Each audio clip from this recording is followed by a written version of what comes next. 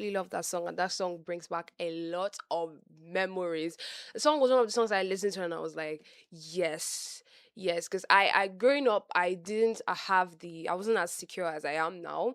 I wasn't as, confident in myself as as I am now, yeah.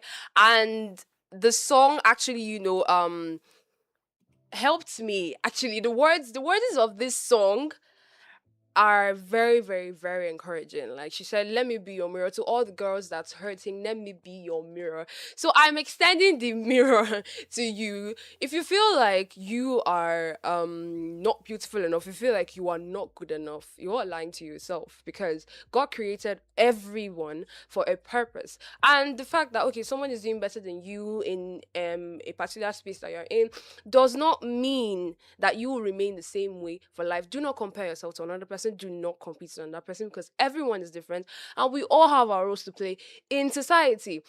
Good morning, good morning, good morning. And you are on Money Boss Show today on Unicorn Radio International 103.5 FM. My name is Sharon Antigaita, and time check is 36 minutes past the hour of 7. And today is Thursday, our throwback Thursday. That's why I'm playing you classics from then. Gen Zs are now, we are getting old, small, small. It's no longer the Gen X is now that we are playing their music now. We also have old tunes that we listen to. And this Cast You're Beautiful is one that, still lives rent free in my head. I will still sing to it anytime, any day. So how are you doing this morning? What's going on in your areas? How are you doing? How are you faring? How was your night? How did you sleep yesterday? I had lights. I surprisingly had lights, because I think they have a schedule in my area. They'll bring lights for the whole day on one day, and then the next day they will take it in the night. Then the next day in the night they will bring it, and then till the next morning, that's when they will now like keep the light. So when we had lights yesterday, I was actually shocked, but the lights actually helped me to sleep better. And I actually had a good night's rest, and that's why my eyes are actually very, very open. And I'm happy to be with you guys. Yeah, I'm happy to be with you guys.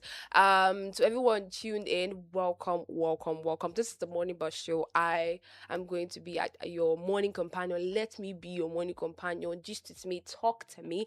Let me know how you're doing.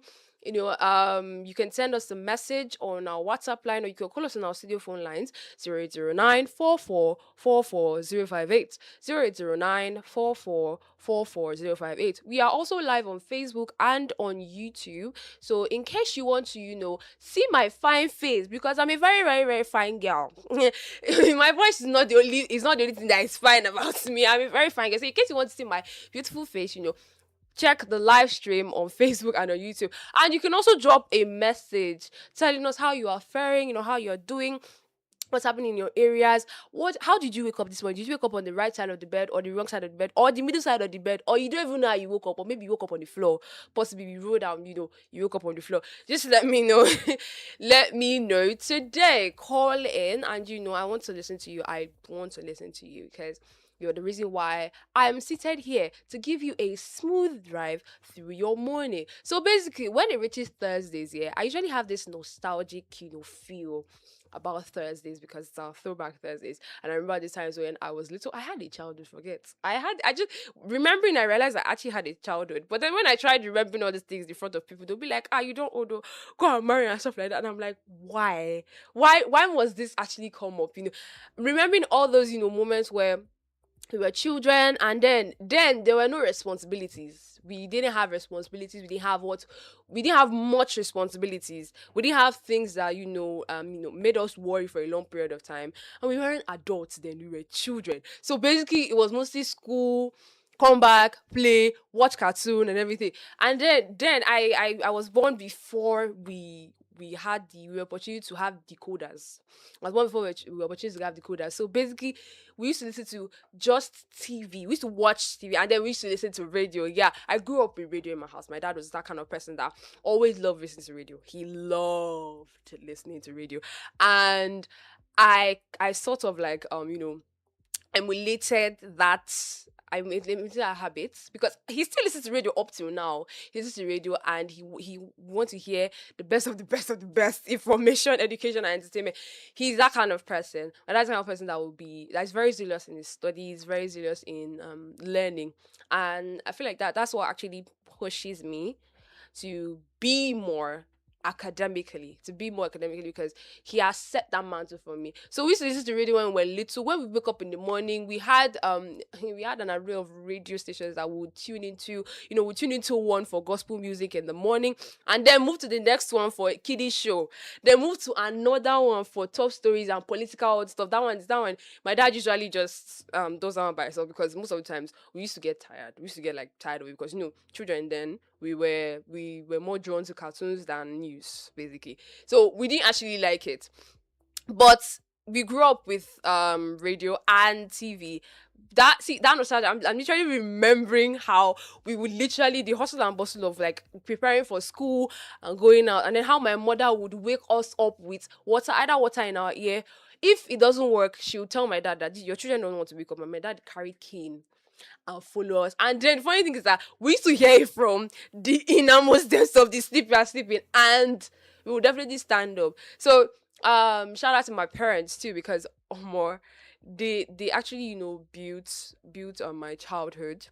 My dad usually watches all these cartoons with us. He still watches it, and I sit down and actually watches SpongeBob SquarePants with my youngest brother, and it's actually a very beautiful thing to watch. That nostalgia, the nostalgia. And then I remember old advertisements we used to listen to, and I still remember some of the songs that we used to sing when we were little, the stories we used to tell, a lot of things that happened. Beautiful, beautiful. That's what this day reminds me of. Like this day it just has this way of making me nostalgic, basically.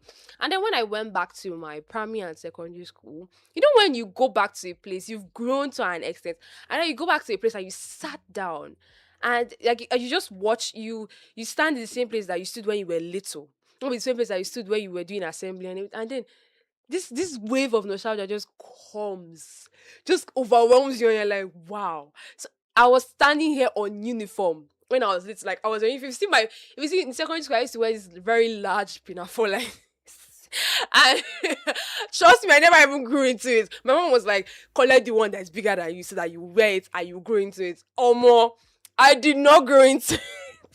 I did not grow into it. Like literally, it was so big for me and long too. And then we used to wear cortina shoes and white socks. My school was very, very stringent on those things. We used to wear cortina, like those heavy ones, those ones that if you throw it at somebody, the person would not remain the same. Then I am going back to my secondary school. I was like, yo, it's how all the memories kept playing in my head. I remember the first time I entered my secondary school. The first time I was confused. I did not know what I was doing. I did not know the class I was going to. Stepping into that space again as a matured adult in the university, I was like, wow. I appreciate all these things. I appreciate my teachers too, because it also reminds me of the set of individuals that I had growing up. My teachers were top notch, beautiful set of members. Some of them do, although some I don't even know. Some did not like me for some reason. I didn't like some for reasons known to me. I didn't like some, but it still reminds me to be grateful for this set of individuals in my life that helps my childhood, that helps me grow past some things. I had teachers that there was a time I was supposed to attend a singing competition, and I was like, I want to perform, I want to sing. So I brought in my mates, my classmates. Then they said they wanted to actually join me to sing because it was supposed to be just me and the particular person. So we were rehearsing for it, and I saw they were having fun. Now we decided to but the day for performance, we sang.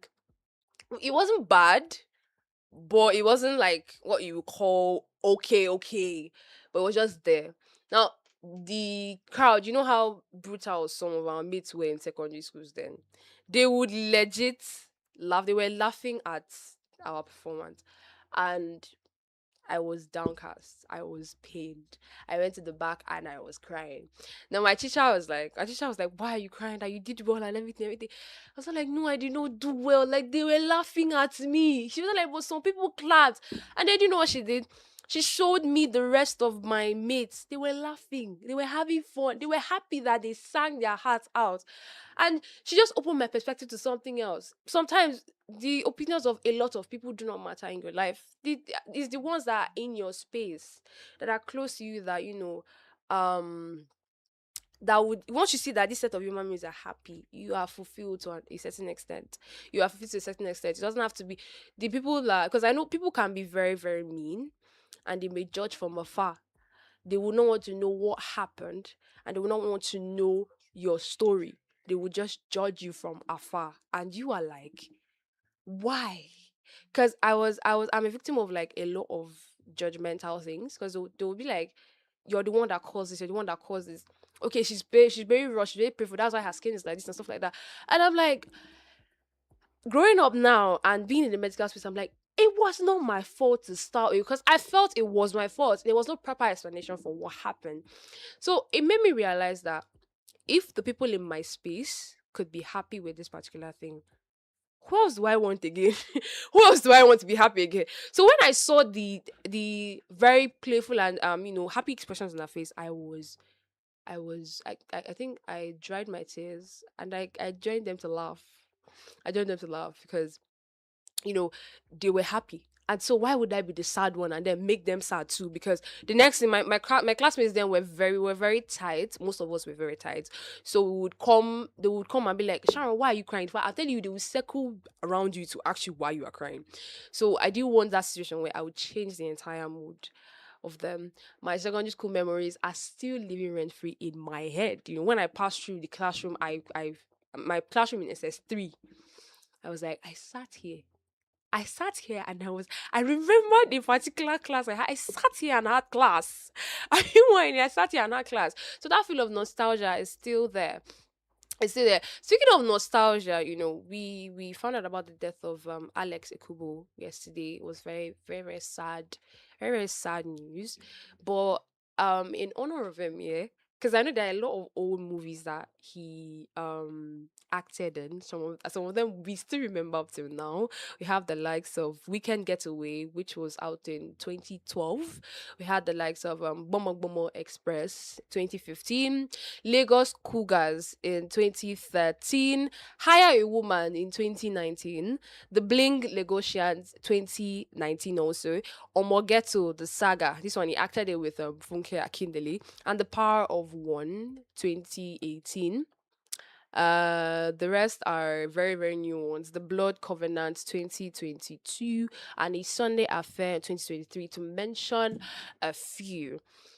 I remember him, when I was growing up, was watching Nollywood, because then we were very, very, we used to watch Nollywood. That was one of the things that, grew, that we grew up with, basically. We watch, we call it home video then. I remember very well. We called it home video then.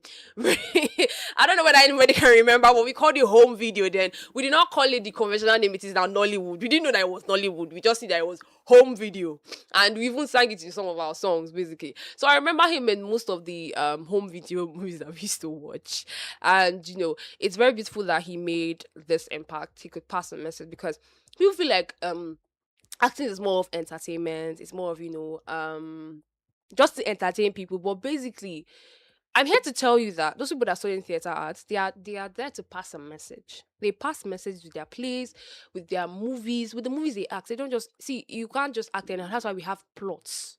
You have plots, basically. You cannot just come and say you want to do a movie. Most of the times, there's a lot to take away from it. Most of the movies that are being acted at the moment are movies acted to expose some particular problems in society. Do you understand? So, um, people are not just acting. So that's why I respect everybody in the entertainment space, because most of the times, especially in the acting, the film industry, yeah, they spread messages, they send messages. So we are grateful for his impact, and we really hope he rests in peace. It's very, very sad to hear that. Even it just opened my eyes to a lot of things. He did come out to say, oh, I am struggling with this and everything. I think the last message it was a tweet he sent, was it 5 or 6 years ago, where he was like, I am yet to see the day, I hope to see the day where cancer is just a zodiac sign or something like that. I'm paraphrasing what I saw online. And it was very like, it just, this wave of sadness just came upon me, because it's like somebody was struggling with this and was still passionately doing his thing. God knows for how long. But we really appreciate Alexi Kubo, and we hope you rest in peace. And we hope your impact stretches miles. And people are definitely inspired by your work. People are definitely inspired by the things you've done and the movies you've acted. So it even extends to other, prominent people that have passed away. The likes of Mr. Ibu. When he passed, I was pained. I was pained. And then the past the AMVC that was just conducted I think last weekend, yeah, when I realized that he was not going to be in that lot, I was pained, because Mr. Ibu was one of the people that I actually looked forward to.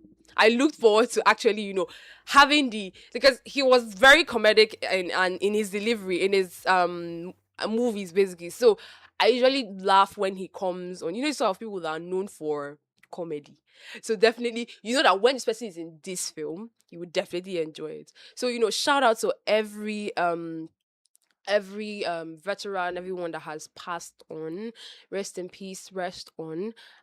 Your work would definitely not die with you. People are inspired by what you do. So we're going back to the break. When we come back, we'll take you through the weather forecast segment. Forgive me. This is Hold On, We're Going Home by Drake and Majid Jordan. Don't touch that dial.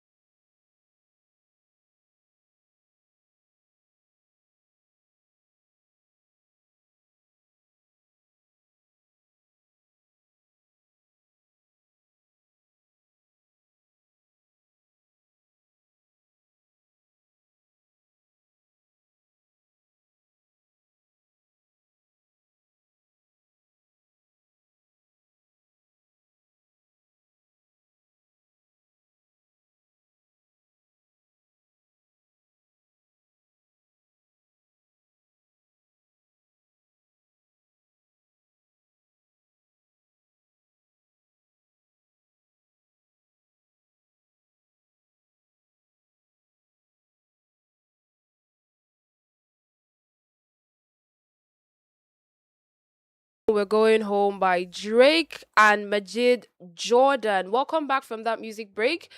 It's still the Morning Bus Show on Unica Radio International 103.5 FM.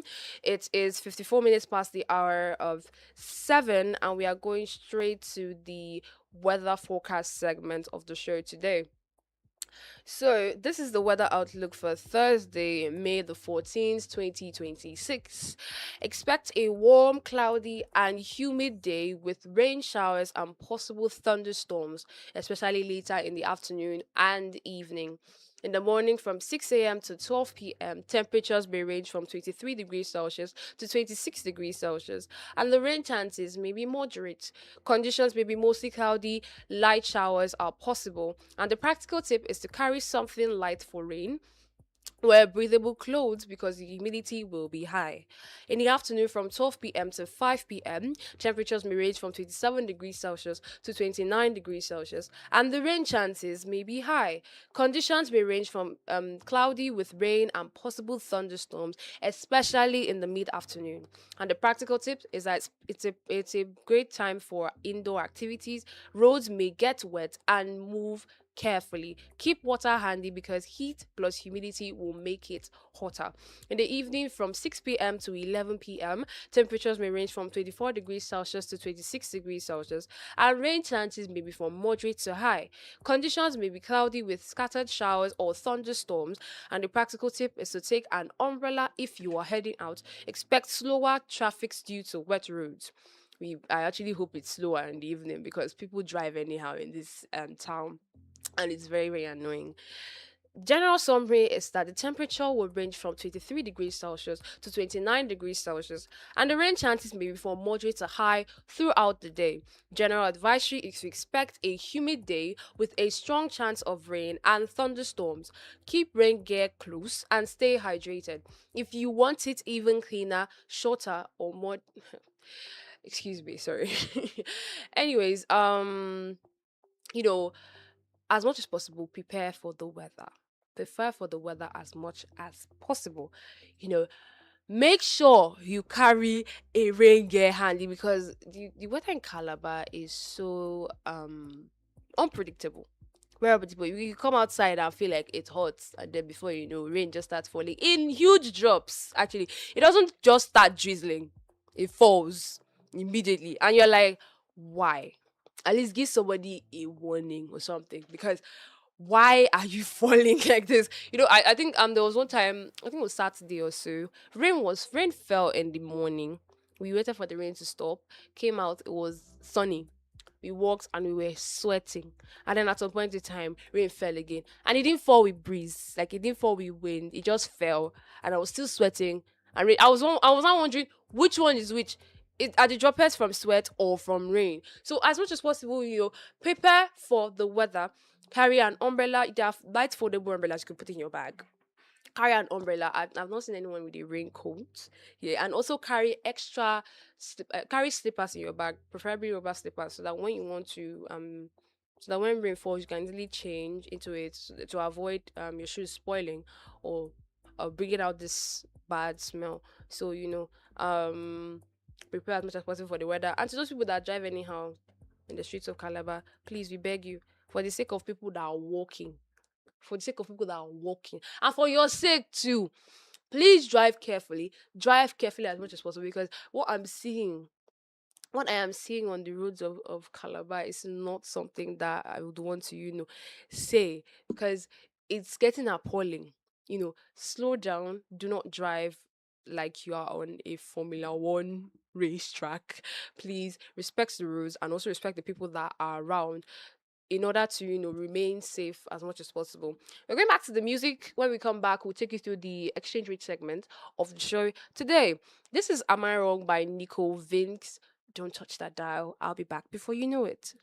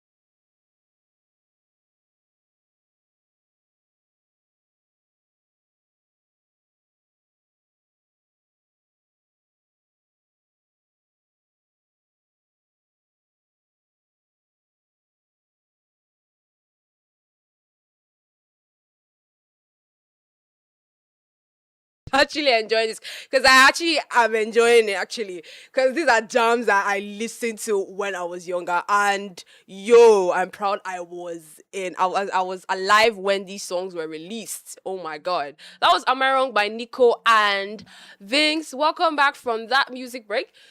Time check is 2 minutes past the hour of 8, and it's still the morning bus show on Unicorn International 103.5 FM. And we're going straight to the exchange rate segment today.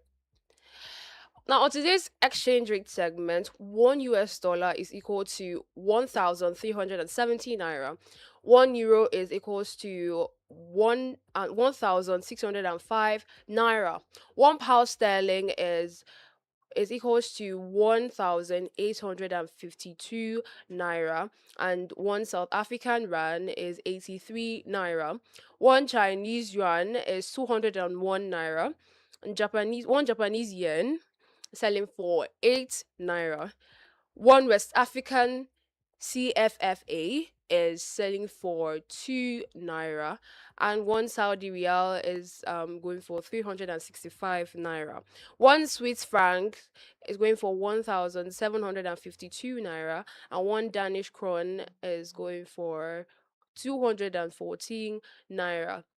There you have it on the exchange rate segment today. In case you want to trade with dollars and you want to trade with dollars, pounds, and sterlings, this is the exchange rate segment for today. Or in case you want to, send it, you want to send it down here, you are welcome to send it down here. You're seeing how much it is now, so that you know how much you want to budget and send down here.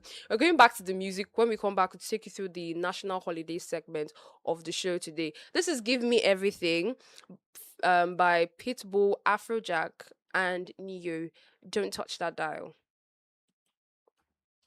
Working hard.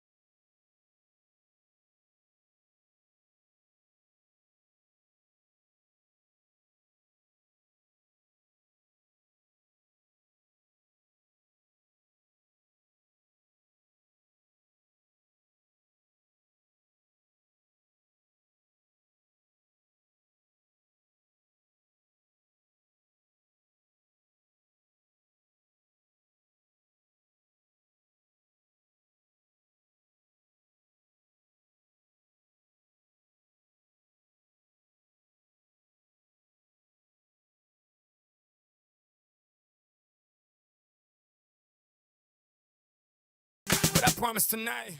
Give Me Everything featuring Naya. Welcome back from that music break. Welcome back to the morning bus show.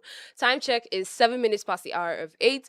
And We're going straight to the next segment, which is the national holidays segment. Now, the first national holiday is National Online Romance Day. A day to tell me that I am still single. Chai! Anyways, today is National Online Romance Day. If you have that special someone, I appreciate them. You can actually call us and you make a shout out. I won't mind. I won't mind. Although it will pay me, Sha, but I will not mind. I will not mind if you want to shout out to that person. Shout out to that person. It's to celebrate the practice of falling in love and expressing love online. Because there's people that actually want to keep their relationships private. Want to keep it as private as possible. Let nobody know that they actually, have one source of happiness somewhere in their life like this. So, it's a day to encourage expressing your love online. But don't expect to the point that it will choke out single people alone because at this point I'm already pressured. I'm choked up by my friends alone because I'm one of the set of individuals that is singular. It's very, very singular. And I tell you, if Vine was here, I would feel pained more because he would have rubbed it in my face. But oh well, it's a day to encourage expressing your love online. If you have that one source of happiness, if you know that somebody is making you happy somewhere, somebody is your safe space, somebody is that one person that your better half, celebrate that person. You can shout out to the person, call us, and you shout out to the person, call the person, and shout out to the person, tell the person that you love them. Me, as for me, I love my parents. So shout out to my mom, shout out to my dad, shout out to my aunts and uncles. My aunts is listening to me now. Yes, Miss Glory Asuko, shout out to you. I love you so so so so much. I can't call the people that I actually love. And to my friends, my beautiful friends, I love you guys so much. Me, I've expressed my own form of romance online as there's nobody, so I I express my own romance online. The next national holiday is to bond with your dog day. Bond with your dog day. So I can't relate to this because I don't have a dog here, but I actually admire the relationship that some people have with their pets, not just dogs, with their pets actually, because it's such a beautiful thing to see. In fact, there are some people that have dogs that they easily communicate with. Like, I don't know, the dogs can hear what they're saying. The dogs they've gotten close to this point where the dog now feels like another human being, but in a different form. So today, is to spend quality time with your pets, not just dogs, with your pets. You bond with your dogs and everything. They are very loyal dogs that are around, and so it's a day to bond with these sets of animals because they also, they also feel loved most of the times because what I see online is a beautiful thing to watch actually. People having very cordial relationships with their pets and everything. Because on the other hand, there are also people that abuse their pets. There are also people that abuse their pets. And those set of individuals, we do not want to talk about them now. But this is a day to actually, spend quality time with your pets as much as possible. The next national holiday is Spinal Cord Injury Awareness Day. Spinal Cord Injury Awareness Day. And we are going to, treat that on the health and wellness segment. It's a day to actually, enlighten you on the dangers of this spinal cord injuries. It's not something that you would want to actually, have. It's not something that you would want to experience because sometimes it can be very, very, very detrimental, and we do not want to have to face anything like that. So we're going back to the music. When we come back, we'll take you through the health and wellness segment of the show today. This is Girl on Fire by Alicia Keys, another classic that I grew up with. Stay tuned and do not touch that dial. She's just a girl and she's on fire.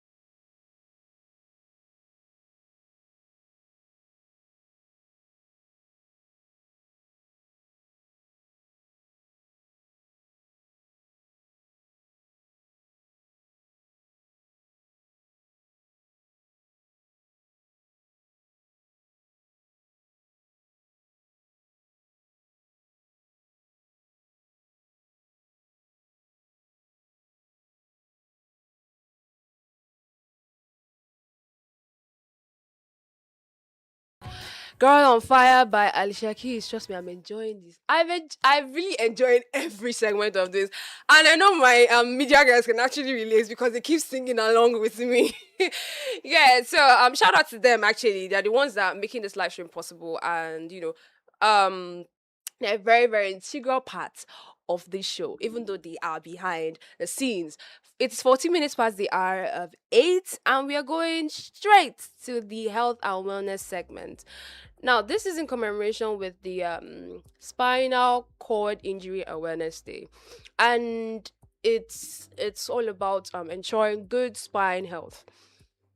Now, the first, importance of the first important and way of ensuring spine health is by maintaining a good posture. Most of the time when I see people sit down, they either sit down slouching, sit down bending their back in a way that you be like, why are you doing this to yourself? I think I said on the show one time like that we are most times our kryptonite, our own kryptonite. And to those people that don't know what kryptonite is, it's Superman's weakness. I don't know if you know the superhero Superman from DC Comics.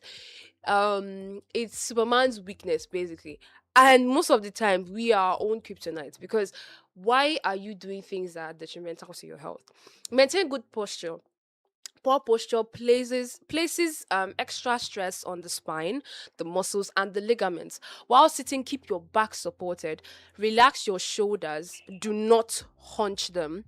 Feet flat on the floor. And avoid bending your neck downwards for long periods while using your phones. Because people that will stay on their phones and they will look down, and you are like, why are you doing this to yourself? When you realize that you've pressed your phone for like a long period of time, when you raise up your neck, the back of your neck feels it. I don't know if you noticed that. If you felt that before, when you are like, maybe you're on something, you're trying to figure out something, and you forget that you're supposed to raise your head up at some point in time. When your neck is bent for a long period of time, your back, you will feel it. You will definitely feel it, and it actually has a way of affecting your spine. Now, keep your shoulders aligned with your hips. There's people that this is how they are. This is how they are. Their body is that. This is how they place their body most of the times. It actually affects your spine, and also avoid slouching, like I just said. Exercise regularly. Movement strengthens the muscles that supports the spine. Now, in case you don't know what the spine is that long. There's a very long bone, like it's bone actually. It's behind you. The mid is what divides your back from your neck down to your rear end. That's where your spine is. So we are trying to make sure that that place, and that place actually holds the spinal cord. It protects the spinal cord, and so we're trying to make sure that you're ensuring good adequate spine health, so that we will not have issues like spinal cord injury. So also exercise regularly. Movement strengthen the muscles that support the spine, like I said. Helpful activities include walking. In case you are not opportune to do very, very fast paced exercises, very rigorous exercises, walk as much as possible. Swimming, stretching, yoga, core strengthening exercises. Strong abdominal and back muscles act like a natural support to brace your spine. Some especially helpful exercises include the plank. In case you guys don't know what the plank is, you place your hands, the ones I used to do, you place your hands and you use them to support your leg, your upper region, like your body, your chest region, and your legs are above the ground, and it's your hand that's supporting your whole body. So if you're starting for a beginner, I think you do it for 30 seconds, and then if you're now like getting used to it, you do it for 1 minute. Some people have done it for 2 minutes. I've surpassed 1 minute. I usually do it for 2 minutes, and it actually helps build your core muscles and keep your spine straight as much as possible. Also, bridge exercises and cat cow stretch. But in case you can't do all these ones, you can just walk around with your back straight, please. I see a lot of people when you see them from the side, their back looks bent in a way you will not even understand. So also lift heavy objects properly. Improper lifting is a fast route to back injury. When lifting, bend your knees, not your waist. Bend your knees, not your waist. Those people that when they want to pick something from the ground, they are bending their body totally to the point where their body becomes like 90 degrees. You bend your knees, so it's like you're squatting to pick something up, and then keep the object close to your body. Avoid twisting while lifting. You're the one that he will lift up and then you twist your waist to a different direction. It can actually cause spine injury. Ask for help with very heavy loads, and also your legs should do most of the work, not your lower back. Your legs should do most of the work, not your lower back. Maintain a healthy weight. Excess body weight, especially around the abdomen region, increases pressure on the lower back and spine. A balanced diet and regular physical activity help reduce unnecessary strain. Sleep in a spine friendly position. People sleep like as if they are fighting with somebody in their dream. Like sleep, your mattress and your sleeping posture matter more than many people realize. Help sleep on a supportive mattress. Avoid very soft mattresses because they most of the times they sink excessively. And then at a point in time it has this way of making you twist in an improper position. Sleep on your back or sides is generally better for spinal alignment. Use a pillow that keeps your neck aligned with your spine. Your spine always wants a night shift with proper alignment, not a wrestling match with five pillows. I beg, when you are lying down, either lie down on to the sides or on your back, basically to support your spine and to make sure that your spine is aligned. Avoid sitting for too long. Long hours of sitting can tighten muscles and stress spinal discs. Try to stand up every 30 to 60 minutes. At least if you realize that you sat for too long, walk around your house. Walk around your house. That's when you stand up and do walk around the house. You can do small exercises or whatever, but make sure that you don't sit for too long. Stretch briefly, but don't stretch in the wrong position. Walk around when possible, like I said, and even do a 2 minutes movement break. It also helps.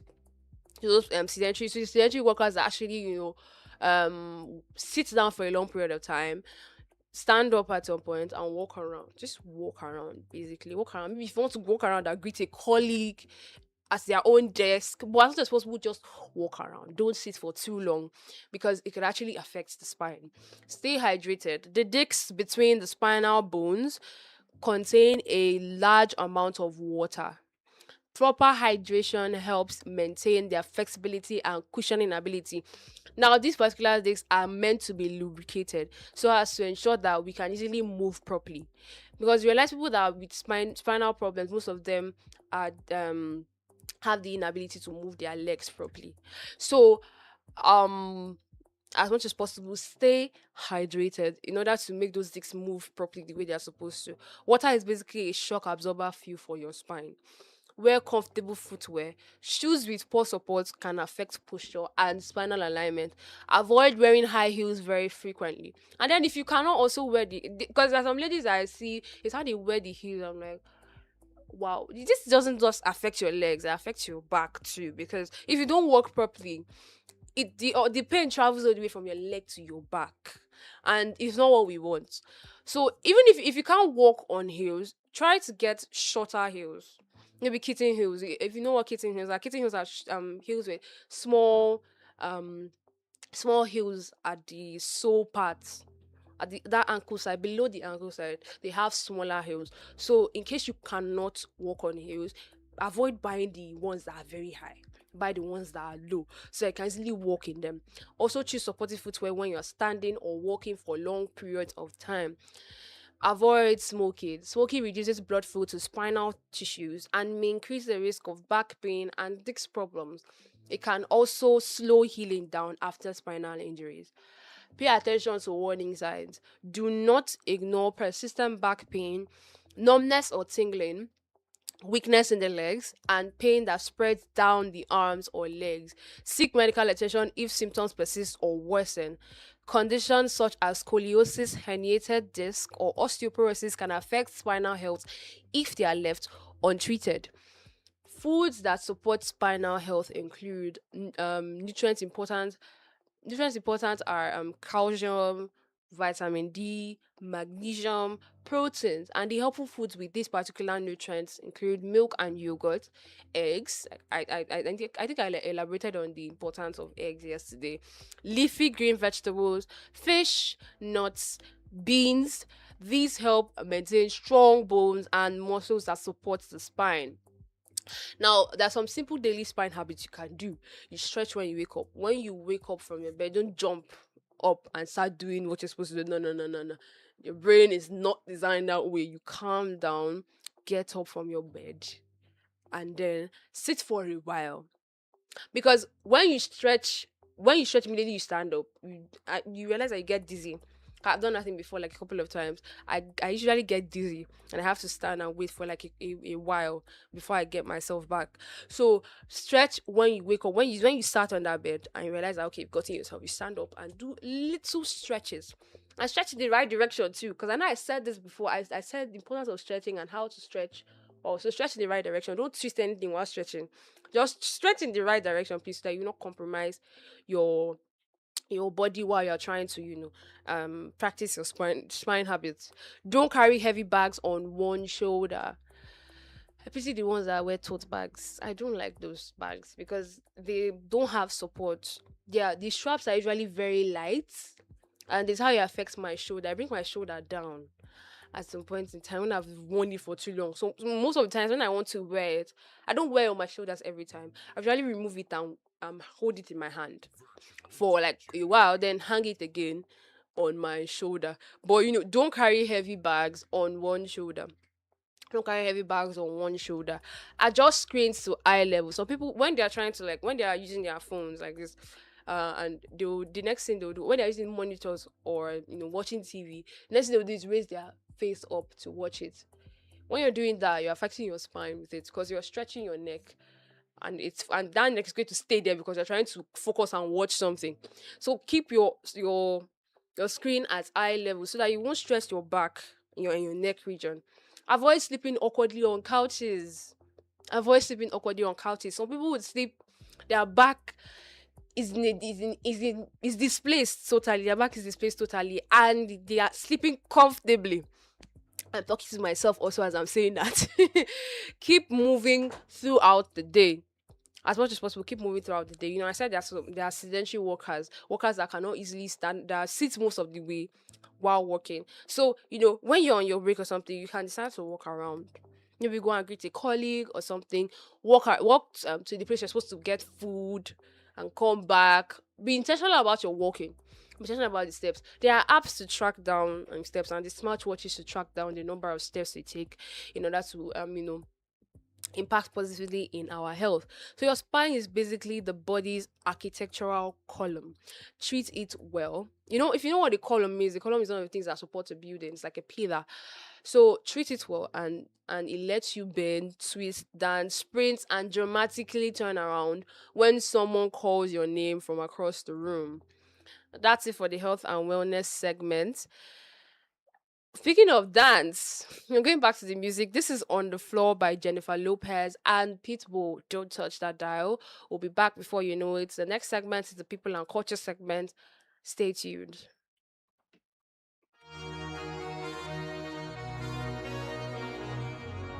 J-Lo, ya tú sabes, no hay más nada. It's a new generation. Mr. Worldwide. Of party people. Get on the floor, darling. Get on the Red floor. One. Let me introduce you to my party people in the club.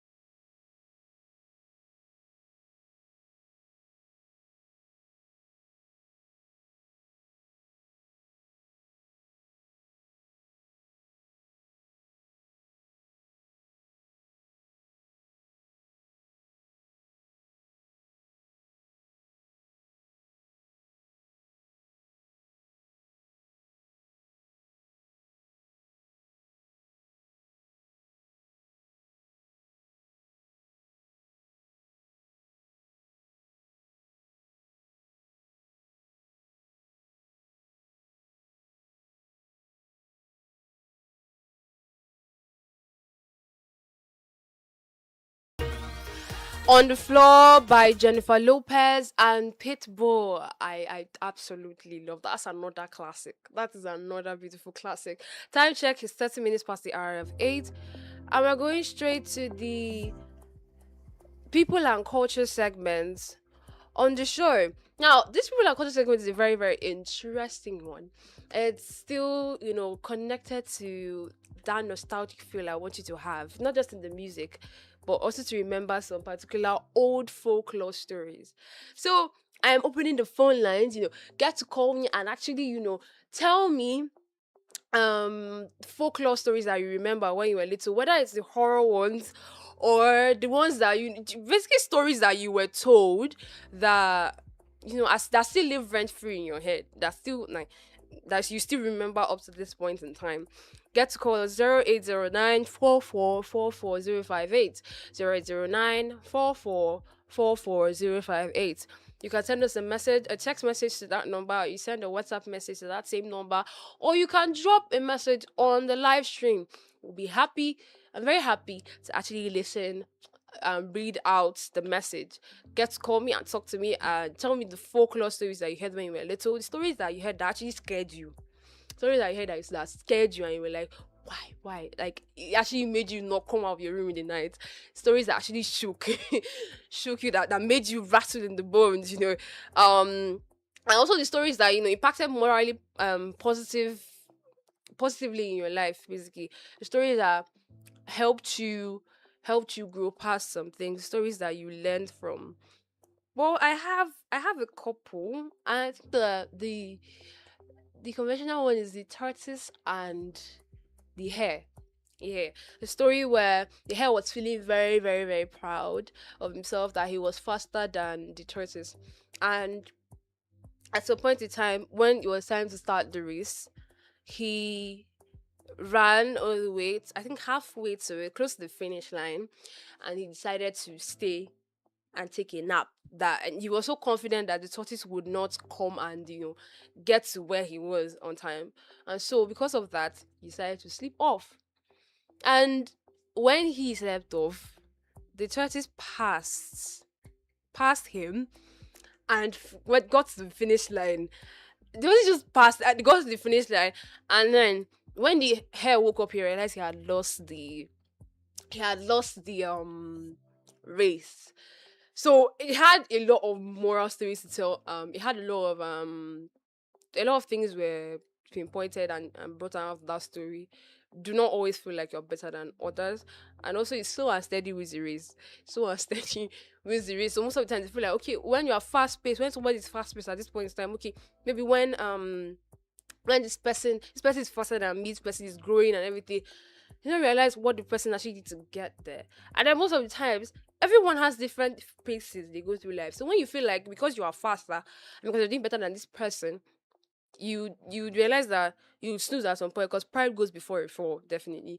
When you allow pride creep in, a fall is waiting for you after it. So that story brought out the moral particular moral aspect of it. There are a lot of other stories. I think I heard one. This particular story I heard here, where if you are, I think if you are a twin, they would take one and kill that one. That was before Mary Sexton actually came and abolished it. They would either kill one or kill the two. I think that's how the story was told. I think so. And then there was also, yeah, how the tortoise got the designs on the back, because you know how a tortoise shell is. It has this intricate designs and everything. So this story told that the tortoise's shell was actually very soft. It showed that the tortoise shell was very, very, very soft and smooth too. And so because of the tortoise breed, they were supposed to go for a party. This is fiction, basically. I heard a lot of books when I was little. I read a lot of books when I was little, so I can easily remember all these things. So it was said that the tortoise actually went for a particular animal party. The lion invited, the lion is known as the king of the jungle. So the lion invited all the animals to the party. And then there was a very wide array of food. It was a feast basically set up at the at the table. Yes, if I remember properly, the birds of the birds of the jungle contributed each feathers and stuck them onto the back of the tortoise, the shell of the tortoise, and so that the tortoise will fly to the mountain where the lion was hosting the party.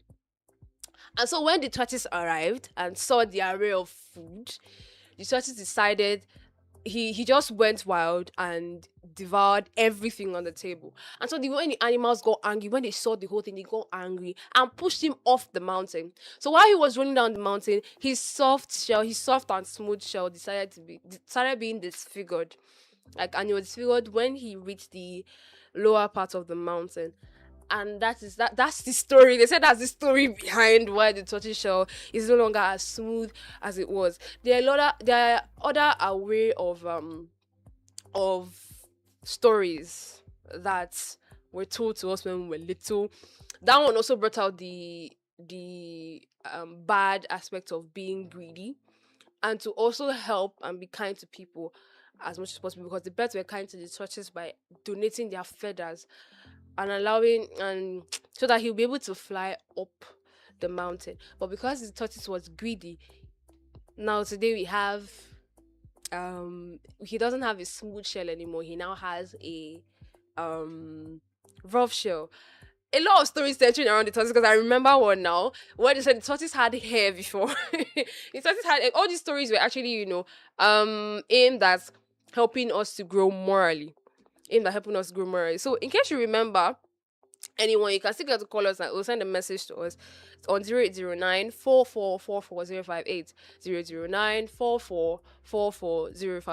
Send us a message, a text message to that number, or a WhatsApp message. I will take it here. I will read it here. I'll read it out for you here. Speaking of which, they said the tortoise had hair before, but it's still related to greed also, because he said his mother cooked food, a pot of beans, a very nice pot of beans, and he didn't want to wait. His mother told him to wait till this particular time to eat. Now, because the tortoise was hungry, he said he was hungry and then he couldn't wait. The next thing was he carried the beans and he put it in his hat and wanted to carry it to eat. While he was doing all those things, his mother walked in. And so in the panic of the moment, he put the cap on his head with the hot beans inside. And while he was dancing and answering his mommy, like, you know how something is actually very hot on your head and you're trying to hide it, you're trying to conceal it. I know some people know what I'm talking about because of Papa actually stole meat from the pot before.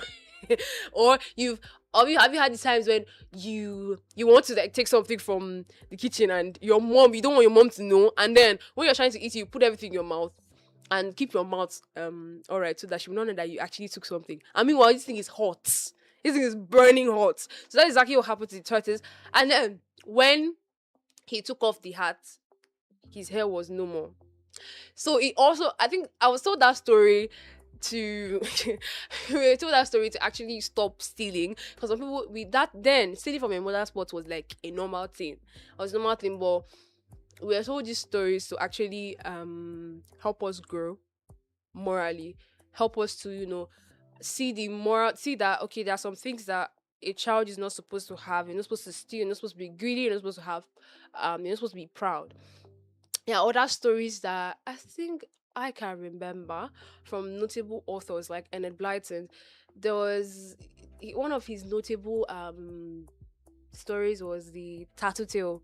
Yeah, tattoo tale stories. The one that taught us not to gossip, not to say people's stories out there, especially when we are not supposed to. If it's something that was told to us, yeah, it actually was aimed at controlling gossip, because gossip has a way of being detrimental, especially when the information is actually not true, or the information is false, it's a rumor. So it has a way of causing problems, because I think we've said subsequent times on the show that people don't know how much bad information could lead to, how much chaos that false information could actually cause. People do not realize how bad it is when you spread information that is false. So this particular story here was what I remember from the Annie Blyton books, array of books. And Blyton was one of the set of authors that actually made my childhood. So basically this particular tattoo tale, one time I think he would go around and tell people's gossips and everything. So people got tired and banished him out. And so he said he got angry and said he's going out. I think if I remember the story well, he went out of the village and met someone worse than him. And so the when he experienced what it was like to be gossiped on, he came back to the village and apologized to the people that were around and said he would not be a tattletale any longer. I remember that the story was centered around being a tattletale. We have a lot of other array of stories that we were told when we were little, stories that were aimed at helping us to grow morally or spiritually. Basically, we had a lot of beautiful stories that we were told when we were little. If you remember anyone, even the horror movies, I remember the horror movies too. We had the likes of Madame Koi Koi. I know people can actually remember this one. When I was told this story, I was terrified. I was terrified to walk the hallways of my school at night. But thank God, I wasn't in a boarding school, so the fear actually sort of didn't hold weight because I wasn't in a boarding school. But at a point in time, when I was told that story, I was actually afraid. Then this particular old story told Charlie. We had a lot of things that we believed in when we were little. That I don't even understand why I believed in such, but we just always, as children, we were told things and we carry it. Then when we reach adulthood, we realize that some of this is actually not even true. To start with, like I said, the legend of Madame Koi Koi was I think the story went, the lady was very, very unkind to the people, to her students, unkind to her students. And so when the students got fed up, they reported to the principal and she got fired from the school. Now, while on her way back home, she unfortunately got knocked down by a truck. Is it a truck or a car? But she died. And then when she passed on, her spirit came back to haunt the hallways of, they said her spirit came back to haunt the hallways of secondary schools around, especially ones in boarding schools and all. And I sort of believe the story then. I don't believe it now. I do not believe it now because I don't feel like things like that can actually happen anymore. But we believed it then. And when I was told, I was afraid. I was so afraid. So the point is where, like, I was like, no, let's not do any teacher anything. Like, I don't want to get on the bad books of any teacher. So that in case I would have been vindicated then. But now I realize that most of them were actually not true. But you could agree with me that these stories hold very, very huge moral lessons to it. They hold they hold weight in this particular side of the world, because most of the times parents would not want to beat their children. They would not want to say anything, because as long as you beat a child and then the child will go back to what the child was doing, because the child doesn't know why you're beating me. You're just beating me because you want to beat me. So some children that are very, very used to cane, so most of the times they'll be like, okay, it's not just to beat me and go. Most of the times some children don't even cry while you beat themselves, so it doesn't even enter and the message is not passed. So this how these stories came into play. These stories actually, touched places that Cain could not go. When you tell a story that would shake a child and the child believes it and the child remembers it for life, you'll be like, this is why you should not do this thing.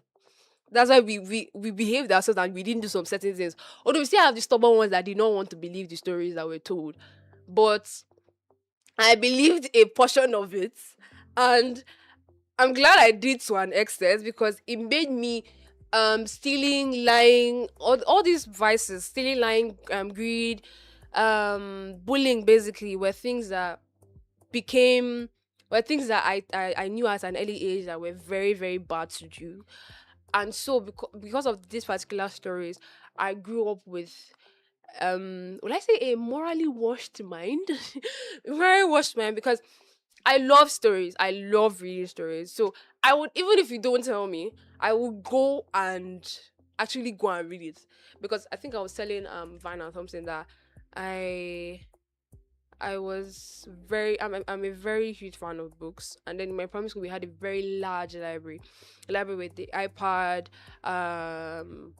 different charts. with computers too. So in case you want to browse, you can easily go there and actually do research. He had an array of, like, the shelves were different. There were kiddies books, there were matured books, there were novels, there were sites for textbooks and all. So that was my safe haven in primary school.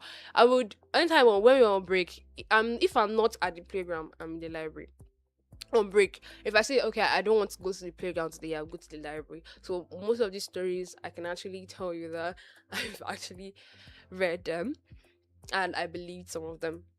But they held huge moral lessons, although most of them we now know were lies. He lied to us when we were little. But um being with the wave of nostalgia, I actually appreciate the fact that I was able to imagine these type of things and stay away from them. We also told stories of the fact that children that pick money on the floor turn to yam. Either yam or tomato. Like they will turn to different fruits or vegetables basically, that if you pick money on the road, they turn to, and the funny thing is that it's different abroad, because abroad when they pick money on the floor, they see it as good luck. But here we see it as sort of witchcraft, that you don't pick money for people actually leave things on the floor for little children to pick. And so that made me, even up till now, I will not see money on the floor and pick it. I will not see money on the floor and pick it. It left a mark on me. Like, I will not see money on the floor and pick it. I will not even see anything on the floor and pick it, because I remember when I did something like that. I didn't know. So my mom now sat me down and told me that story, and that I should not pick anything I see on the floor, that I could easily turn to this or that, and I was afraid. I was like, no, I will not do it again. And trust me, even up till now, I'm not doing. I cannot indulge in such.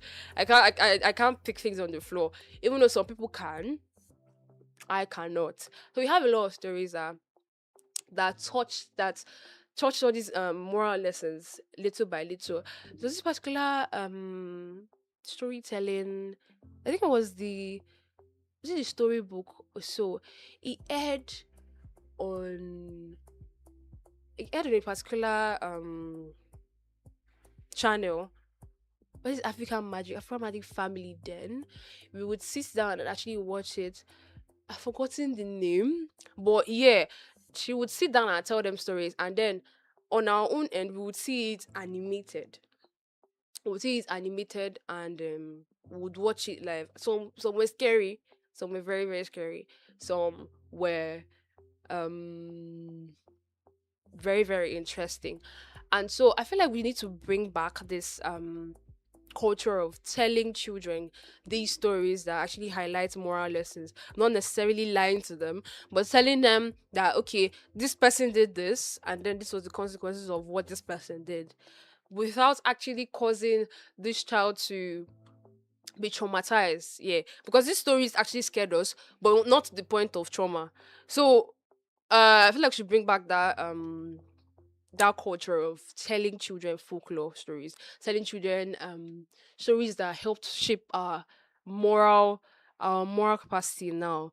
The reason why there's some morals that definitely we stand by, there's some beliefs and cultures that we stand by even up till today. The good ones that we cherish, even up to today, the ones that we appreciate knowing. So as much as possible, I feel like folklore should still be embedded in at least primary school syllabus actually. So that is it for the people and culture segment. The news flash comes up by 9.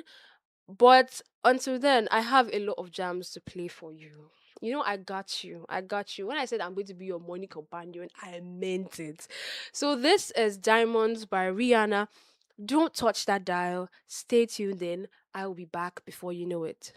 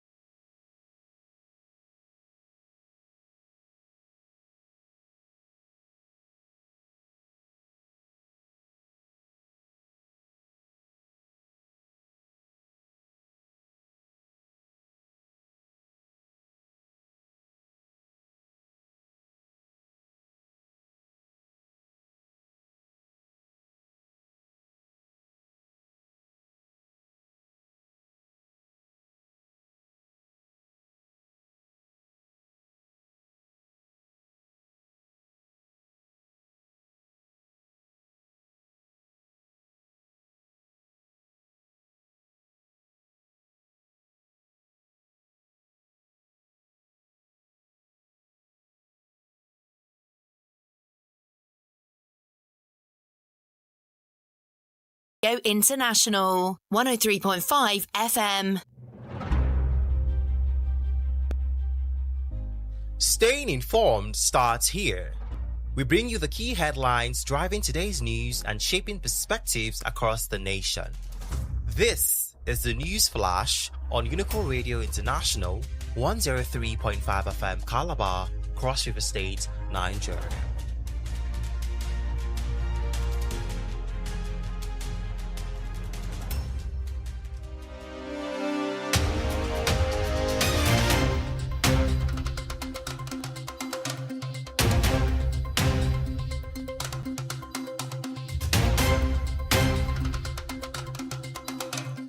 The time is 9 a.m. A very beautiful morning to you, amazing listeners. Welcome. This is the News Flash at 9 a.m.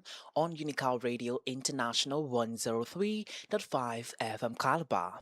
My name is Albert Keller. Here are the top headlines of the hour. We begin in Cross River State as Lafarge Africa PLC holds a free medical outreach in Cross River State host communities. On the national scene, President Tinubu arrives Rwanda for Africa CEO Forum. Elsewhere in Nigeria, EFCC arrests Energy Commission Director General for allegedly laundering 500 billion naira. Away from Nigeria's Reina says she has been cleared over tax affairs, paving way for any leadership bid. And now moving on to the interesting world of entertainment and lifestyle as Grammy announces date for the 2027 award nomination. And lastly, in sports news, Carrick on brink of permanent Man United job. Details of all of this news and more are coming up this afternoon by 1 p.m. right here on Unical Radio International 103.5 FM Calabar. If you have news reports from your area hostels department and faculties, please do well to call our news hotline on 0809-444-4058. You can also follow us on our social media handles. On Facebook, we are Unical Radio International. On Instagram, TikTok, and X, we are Unical Radio. You can also listen to us anywhere around the world online at unicalee.mnet. And please do away with any form of discrimination and nepotism as we strive to build a united nation. And always remember, Malabite, Malabrists, and Cross Riverians at large, we are known for reasonable action. My name is Albert Keller. Many thanks for listening to Well, just stay tuned and enjoy the rest of our broadcast coming your way. Good morning.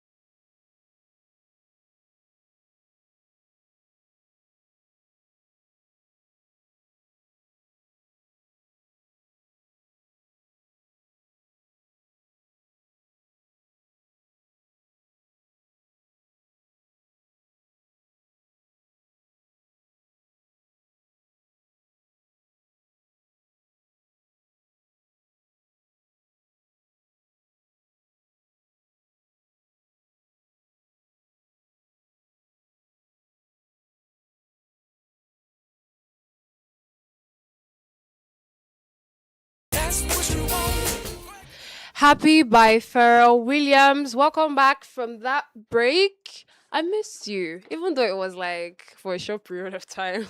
I missed you guys. Welcome back to the Morning Bus Show on your favorite radio station, Unicall 103.5 FM. Time check is 6 minutes past the hour of 9, and we're going straight to the top story segment of the show today. So, the first top story is from the Cross River State Police Command. This is a missing persons report. The Cross River State Police Command wishes to notify members of the public of a reported missing person case currently under investigation at A Division, Calabar. The report was lodged on the 24th of April 2026 at about 0914 hours by one Mbaunu Savior of Unical Hotel Road by Unical Secondary School Calabar, who reported that his brother, identified as Esina Fine Boy, male, aged 27 years, is missing. According to the complainant, the missing person left the house on the 22nd of April 2026 at about 8:50 hours and has not been seen since then. The description of the missing person: this person is a light skinned person, approximately 6 feet tall, speaks English and Igbo fluently. The command is actively investigating the case, and efforts are ongoing to trace and locate the missing person. Members of the public with useful information that may assist in locating him are kindly urged to report to the A Division Calabar or contact the Cross River State Police Command via their phone lines 08033010704, 08033010704, or you can call them on 07067977330, 07067977330. The command further appeals to the public to assist by sharing this information widely. Signed by ASP Eitukpa Sunday Akata, the Police Public Relations Officer for the Commissioner of Police, Cross River State Police Command. There you have it. We have a missing person, and if you know that you have reliable and trusted information on where to locate this person, please do well to visit the police station, or you can call them on the numbers I just called. I'm going to call them again: 08033010704 or 07067977330. Really hope this person is found, and if you have relevant information, like I said before, please do well to contact the police on it so that we can be able to find this individual. The next top story is from the UTME side. UTME exemption for NCE candidates. Others will raise tertiary admissions to 1.5 million, Alausa says. The Minister of Education, Tunji Alausa, has said that a recent reform exempting College of Education as well as non-technology agricultural courses in polytechnics and monotechnics from the Unified Tertiary Matriculation Examination UTME will increase admissions into tertiary institutions by about 1.5 million. Speaking as a guest on Channels Television Politics Today on Tuesday, the minister said the policy would double admission figures recorded in the past 2 years and create wider opportunities for young Nigerians. Guess what? This year alone, with the changes we are making through eliminating UTME requirements for College of Education and UTME requirements for non-technology agricultural courses in our polytechnics and monotechnics, would increase the number of people being admitted throughout tertiary institutions to about 1.5 million. That is literally doubling it from 2 years ago. This has created opportunities for young Nigerians, Alausa said. Alausa explained that one of the key reasons for exempting these categories of students from writing UTME is to support efforts aimed at improving food security in Nigeria. The exemptions are for people going into colleges of education and people going to monotechnics or polytechnics to study non-technology agricultural courses. And there is a reason for that, pardon me. We need that to help food security in our country, he said. He also disclosed that the ministry's plans to carry out a comprehensive curriculum modernization for all agricultural courses across universities, polytechnics, and colleges of education. According to him, the goal of the reform is to update the curriculum to reflect modern agricultural practices and changes that have occurred over the past decade, including developments such as greenhouse farming. Hopefully, by the end of this year, we will have a brand new curriculum that meets modern day standard, he said. The minister had announced the exemption of colleges of education and non-technology agricultural courses for UTME on Monday during the Joint Administration Admissions and Matriculations Board JAM 2026 policy meeting in Abuja.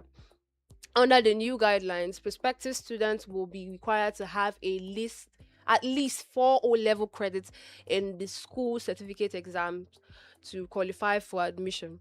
According to the minister, the policy is also aimed at easing the administrative burden on the Joint Admissions and Matriculation Board (JAM) and harnessing the positive orientation towards the teaching profession. Now, this story is very the perspective from this story is actually very funny. I get the fact that we want to encourage more admission of students, yes. But the question still remains, when you're admitting these students, are they going to be comfortable where they are? Are they going to be comfortable? Are they going to have a very conducive environment to learn in? Because the problem in education, the educational system, is not just about admission of students, basically. And this admission is towards agricultural business in order to contribute to the benefits of food security in the country. And this is why they're eliminating the UTME requirements for College of Education and in polytechnics and monotechnics. Now we get that, but now the issue is: are these students going to be comfortable when they get admitted? Are the admission process is going to be very stringent? Are they going to be something that would cause another form of stress to the students? Are the students going to be comfortable to be in a conducive environment to learn? That's another thing. We get the fact that, okay, you want to raise impactful individuals in the agricultural space, which is actually very much needed, because if we can shift our attention from crude oil for a while towards the agricultural sector, which we actually growing up, I remember that it was mostly agricultural produce that we were going to, people had farms, people were into the agricultural segment, the agricultural side of the country. And then because the fact that we found crude oil, we sort of shifted from it, and we now decided to just go straight to that's the only thing, that's the only resource that can generate revenue. But it's good to see that, they um these particular measures are being put in place in order to ensure that food security is ensured. But my question still is: will students be comfortable? Will it be stringent? Will these students be comfortable to see through them, to see themselves through school? Because that's another thing. It's another thing to admit these students. Would the environment be conducive? Would the school fees, would the fees that they pay be extravagant? Would they be ambiguous? Are these students going to be comfortable? I repeat, are they going to be comfortable? Because most of the times, yeah, we feel like, okay, since we've done one thing, we've eliminated the other ones. But these students may be admitted into schools that most of the structures are dilapidated.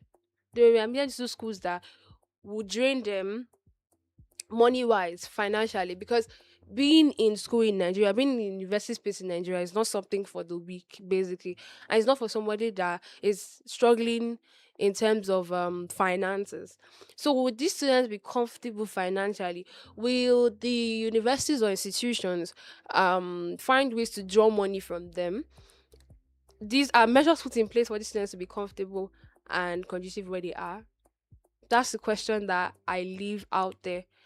We understand and we get the measures put in place, and the fact that okay, his ministry is actually working in education, but most of the times usually in the wrong places. When you solve the situation of the system where students cannot get to sit down in places where they can easily learn, we're sitting down maybe where the roof has come down, we're sitting in places that are not comfortable for a normal human being to sit down to learn. That one has not been solved yet in some particular institutions, and so admitting people into that same struggle is something that needs to actually be checkmated. Well, that's it for the top story segment of the show today. When we come back from the music break, we're going to take you through the conversation of the day where we open the phone lines. There's a particular story that is very, very sad, and we need to actually trash it on the show. So, in case you have your contributions towards the show, I'll open the phone lines when I come back from the break. This is What You Say by Jason Derulo. Don't touch that dial. We'll be back before you know it.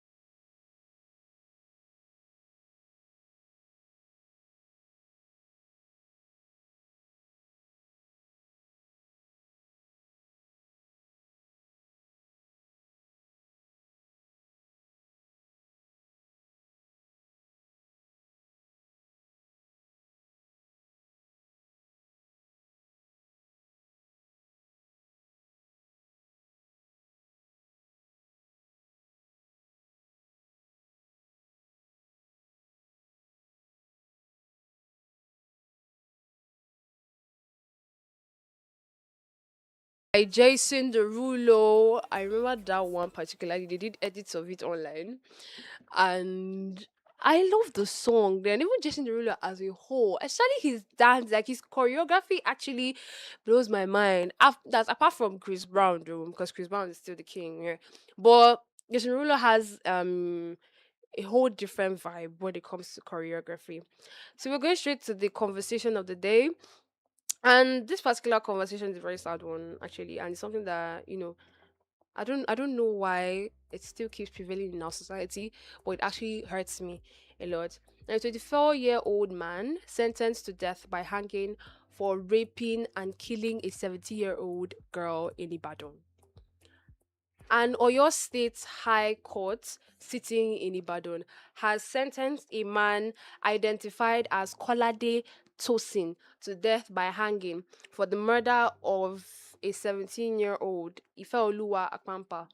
Justice Mojisola Sule delivered the judgment on Monday at Court 9 of the Oyo State High Court.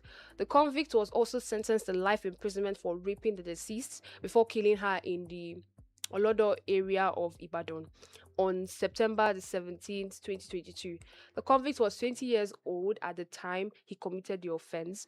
During the trial, the prosecution team led by the Oyo State Attorney General Abiodun Aikomo presented 4 witnesses, including the victim's father, retired ACP Arimiya Abampa, her pastor Olusegun Wajulo, Corporal Ayoade Quadri, and ASP Shegun Oladujoye of the state CID. While delivering judgment, Justice Sule dismissed the defendant's denial of making statements to the police, stating that investigation showed the statement was obtained lawfully in the presence of his parents. According to the judge, it is settled principle of law that a litigant will not be allowed to blow hot or cold at the same time. I hold in agreement with the prosecution that the defendant's denial of making a statement to the police later in his defense is an afterthought and cannot avail him. The court also rejected the defendant's claims that his parents never made statements to the police, noting that he failed to call them as witnesses to support his defense. She said the prosecution successfully established that the defendant forcefully had sexual intercourse with the victim without her consent before killing her. The judge said the defendant gave a graphic detail of his crimes. He told the police that he forcefully had sexual intercourse with the deceased, thus signifying that she did not give him consent. After reviewing both oral and documentary evidence, the court found the defendant guilty as charged. Justice Sule pronounced, I therefore hereby sentence you, Kolade Tosin, to death by hanging on the neck until pronounced dead. May God have mercy on your soul. So this is a very sad one. He had his way with the young girl and killed her, and it's now the justice is being served. Now the conversation of the day is: what safety structures should secondary schools be legally required to put in place to protect female students both on and off campus? Because a lot of things like this happens. A lot of secondary school students actually are faced with sexual harassment, sexual violations, gender-based violations, and everything. And so, what safety structures do you feel like secondary schools should legally obtain to protect female students both on and off campus? Get to talk to us. Call us on our studio phone line 0809 4444 058 0809 4444 058. You can send us a text message to that number or send a WhatsApp message to that same number, or you can drop a comment on the live stream on Facebook or on YouTube. I will read it out here. I want to get your reactions towards this. What do you feel like? What do you feel about this story? We have a caller. Good morning, Mr. Casey. Yeah, Sharon, also. Good morning, sir. Yeah, how you doing now? This one, you are one man standing today. Where is others now? My people are doing research somewhere else. Okay, I heard everywhere they're okay, huh? Everywhere is alright, sir. Alright. So let me contribute small. Alright, sir. Yeah, okay, this morning, okay? You can't say, government can't say they don't know what to do to put the preventive measures, you understand, on the ground. Yeah. For this 21st century, to prevent sexual harassment or intercourse from the secondary school level, even the tertiary institution. You understand what I'm saying? Yes, sir. See, the bone of contention is this. We already have a systematic error. You understand? In the United States, an advanced country, where they are there are things, to use and checkmate all these things. You understand? Like you put a CCTV camera in every secondary school or every institution. You will go a long way to checkmate all these things. Even before the crime come to be. You understand? Then already alerted. Then the people, the police or the authority will act quickly before the thing will now take place. So what I'm saying this morning is not about giving suggestion. The government know what to do. You understand? It's just what we call the negligence. It's order of the day. They know what to do, but they don't. It's just that they don't want to do it. So they immediately discover, and then they put all these things I'm telling you in place. These things will come down in the society. Look, let me tell you, it's not about giving death sentences. You understand? In cases like this. What are you putting in place to make sure that to prevent the future occurrence? You understand? Not to happen again. What are you putting in place? You understand? Yes. As you are giving a death penalty, very good. Then what are you going to do to make sure it won't happen again? So these are the things. Put camera in the United States. The information is the higher budget for crying loud. You understand? Why can't we adopt such in Nigeria that is still developing? Okay? So this is the thing. I raise my case. Thank you this morning. Thank you very much, Mr. Casey. Really like that contribution. But when we have a government that we haven't finished clearing our roads from trash, we haven't even, there's some classrooms, I said it, I think days before, there's some classrooms that are in dilapidated state. And we have a long way to go as a country in every sector. We have some reactions here. Someone said some parents don't know that to have children is not an issue, but to give them education, discipline, and moral lessons are the major task of parents, not to let their efforts to be in futility. All the efforts rendering since early stages have become a waste. God gives us children that you fear will be in their hearts. These are great loss to the two families. I pray that Almighty God should forgive both children their sins. As a parent, sincerely speaking, this is not easy and everlasting wood, but law will take its course. This is from Olusheyi Moreni KG. We also have one from Eukarya Anthony. Some men will still blame it on how the girl will dress. I just realized that anytime a rape issue is brought up, most men shift it to dressing. You see, like the caller said, like Mr. Casey said, what are the measures put in place? Because we keep on hearing of rape cases almost every time, in not just even in one area, in different places in Nigeria. We keep hearing of rape cases. What are you putting into place? And the funny thing is that these rape cases are not of they are of small, like minors. You hear 17, 16, 15, 13, and you're wondering how sick is this person's individual that you would want to see someone that young and be attracted to that person sexually, to the point where, to cover up his crimes, he killed the girl.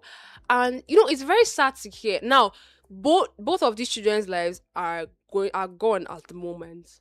And I agree with the first reaction. There's some parents that decide that, okay, it's only the girl child that deserves to be taught what to do, that deserves to be taught to, dress well, taught to behave well, don't be the reason why a man falls and whatever. But sometimes we don't even realize that if you don't teach your male child self-control and discipline, if you don't teach your male child self-control and discipline, it becomes a huge problem to the female gender. Because you've taught the female gender that, okay, they're not supposed to do things that would tempt a man or whatever. And then what about the men that have actually raped young children, that have raped ladies on hijabs?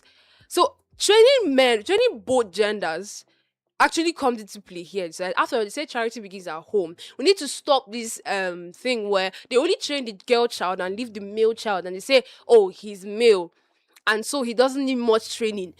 and it's the girl child that actually need more training because so that she will not become wayward. Sometimes teach your male children that they ought to respect ladies, because I see some families where the younger sibling that is a male can talk to the elder sibling anyhow because the parents keep on allowing it. Parents keep on allowing it. I personally cannot stand for my cousins talking to each other anyhow. When I see that okay, one is misbehaving towards the other one, teach that one to be a gentleman, teach that one to respect the female gender, so that when he grows up, he will not attempt to do anything that would stir up any form of unrest or chaos in the society. So I feel like he said, the government knows what to do on these things. And these are the things you should face. These are things you should face. There should literally be a time to sit down and be like, why exactly are these problems occurring? There are rape cases happening in different places in Nigeria. You've brought this. There's definitely statistics towards this thing. There are statistics of the number of ladies that have been raped over time. In fact, during this month alone, I've had like up to 3 rape cases already, and I'm sure there are more that have not been brought to our notice. But I heard of up to 3 rape cases. At least you should sit down and actually reason, how does this thing how does this thing happen? Like, why is this thing happening? What measures are we going to put in place so that we'll make sure that these things do not happen again? Now, both lives are going to, one life has already been lost, and then another one is going to sentence to death. And so, after training your child to this point, and your child does something wrong and kills another child, that child now faces death also. So, as much as the responsibility of the government to actually break this thing down and put measures in place on solving these particular things, the secondary school area, there's some secondary schools that they are even teachers, even down to teachers, is how they relate to students, that it's not the teacher-student relationship, it's now going beyond that. And then before you know, you're hearing of sexual exploitations, sexual violations and everything, even up to the tertiary institutions. So as much as it boils down to the government actually put in stringent rules to avoid it. I mean, we have the gender-based violence prohibition here in our university space, which we can thank God for. We have that space. We thank God for the youth friendly hub too. That people get to talk and bring up cases of sexual harassment and violation. Even as much as we have all those things in place, it still boils down to charity at home. How well are you training your children? Because most of the times, yeah, these children, when they pass this stage of this cognitive stage where they need to act, that's the time they collect things, that's the time they learn, and the stuff they learn sticks to their head. When they go past a certain age, it becomes very hard to let go of those habits and beliefs. So what are you teaching your child? As a man, are you teaching your boy to beat his female siblings? Are you teaching your boy to sexually harass people? What are you doing? Like, sometimes you don't even have to even do it. Sometimes you don't even have to say it. There's sometimes when the acts, these children just see it and now say that it's normal. It's normal to violate a sister of mine. It's normal to do this, normal to do that. And so, because they've grown up with that mentality, they become nuisances in the society. And they don't realize that what they are doing is actually not it is not morally acceptable, it's not lawfully acceptable in any way. And to those people that have grown up with the mentality of being hostile to the female gender, being misogynistic, please drop it. We are all equal human beings. We are all equal in the eyes of the law and in the eyes of God. Because all these things actually boils down to how some people were brought up. Some people, the male generally, they were segregated and said, we don't need to train you that much. We don't need to train you to do some certain things, to cook, to do different things. It's the girl child that is going to do it. And then we've gone up with that mentality. Now they've carried it to every space. Men don't know how to respect ladies in the workspaces anymore. Men don't know how to respect ladies in society anymore. Now we hear rape cases, we hear violation cases. You hear a man saying, I have a right to touch. Don't you know it's a privilege for me to touch you in a certain way? And you hear it and you're like, wow. And then what scares me more is the mindsets that this set of individuals carry. These are the individuals have in their heads. You see a well put together man with a very, very biased mindset, very gender biased mindset. And you're like, why is this so? So as a parent now with a young child, you have the responsibility to train both genders. Don't just leave one and say this one doesn't need training like that. This one is the one that needs training. Train both to respect each other. Train men to control themselves too. And train girls to also be decent in the society. We can't just blame everything on this child or this girl was not properly dressed or whatever. When a man has self-control, even if the lady wants to walk half naked or totally naked, they will be the man will definitely be able to control himself. So charity still begins at home. And what I was trying to say that okay, the government should actually put in laws in place, and all these particular educations should be done, because most of the time some people actually don't even realize that what they do is actually sexual violation. Some people don't realize that what they do is against it. Like you have to have this person has to consent to it. If not, it is called rape. And then also the men that actually look at the minor and see that minor as attractive need to be helped. If you feel that way, go to a psychiatrist before you end up doing something you regret. Because I still don't understand the basis of that. I don't understand the basis of that. And so we have a lot of people that have been quietly living through this thing and they don't know how to, say it out loud. So we need to actually create that safe space for both genders to thrive. And actually, I'm tired of reporting these particular situations. It's actually very sad and painful to hear that okay, somebody was taken advantage of and also killed in the process. Yo, killed in the process. So the charity still begins at home, and also if you've grown up with that mentality of the lady or of women are lesser versions of men or women are lesser versions of human beings, please drop that mentality. Drop it at all costs. Now I'm going to sound very feministic now. As long as that person is a human being, that person deserves dignity, that person has a right to dignity of person, that person is equal with you under the law. So please respect every female person you see, even the females, respect the males too, because there's some females that also have that thing. We've not even talked about that one, because I feel like some men would not feel safe to open their mouths to say, oh, they were taken advantage of by ladies. But I've heard of a lot of stories about it, which I will not say now because that's not the conversation we are going towards. But respect of persons should be encouraged here. As long as that person is a human being, as long as that person is breathing, that person deserves dignity of person as much as possible. And also that person it has the right to his or her own body. If the person says no, no means no. No means no. That's the thing people don't realize. You feel like, okay, because this person is a female, it's supposed to be lesser than me. And it's a privilege for me to even touch her, for her to even enter my eyes. Because the men that have that mentality, and that mentality sickens me. They feel like, okay, this woman is not equal to you and whatever. So like there are a lot of things we need to trash regarding this conversation. But I still live it. I still live this responsibility. I'm reminded of responsibility as a parent. That has the responsibility of catering for a child and morally impacting this child positively, so that this child will become and it will have good impact in society. Train your child properly, both genders. I'm telling you, a child will grow up and impact positively instead of us hearing these particular things. Educate your child. And also I feel like sex education should actually be implemented in the curriculum of secondary schools, because these are the more vulnerable size. They're the ones that are more vulnerable because they are already going through puberty. Most of the adolescents are going to puberty, and some of them don't even know, they are not fully informed about the changes that happens in their body. And so because of that, they just end up making themselves putting themselves in situations that they know nothing about, and then they'll end up regretting. So in secondary schools we should still implement that sex education in our curriculum, basically to educate children on how to stay safe. Even the primary school one self, we had songs then nullifying all these particular things and making sure that these children know when they are being harassed, when they are being sexually violated. So that's the much you can take for the conversation of the day. I'm going to go on a short music break.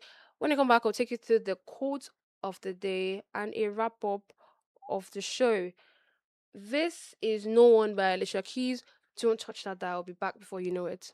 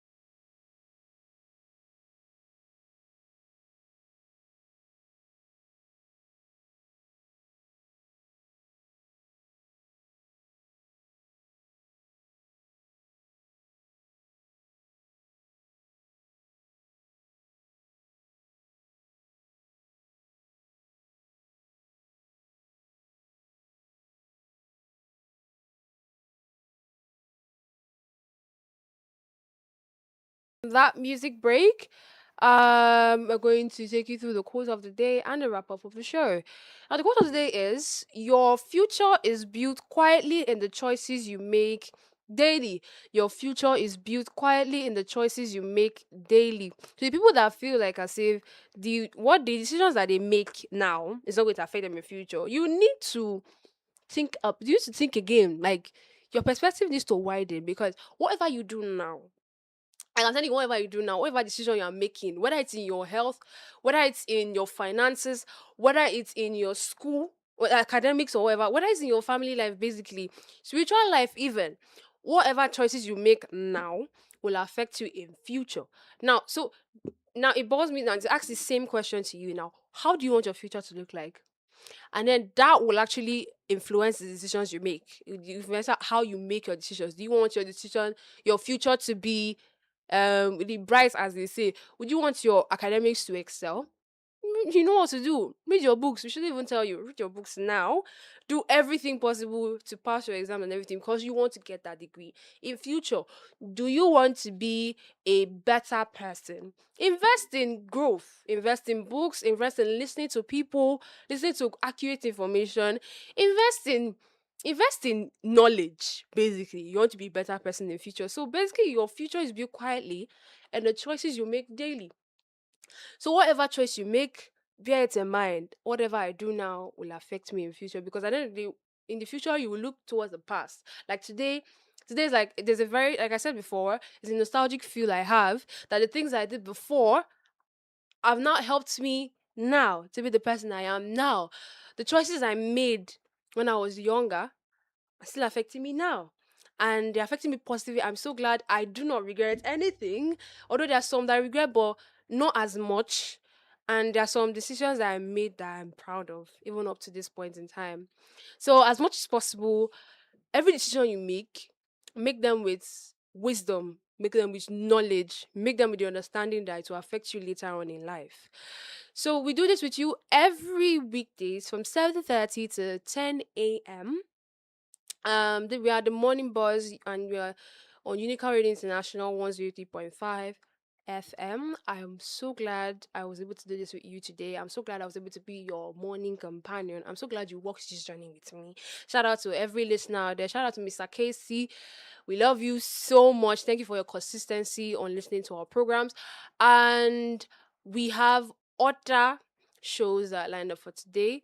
But before the shows come up, we also have throwback songs. So those old songs that you used to jam to when you were little, we'll play it for you here. We'll definitely play it for you here. So enjoy the rest of our broadcast.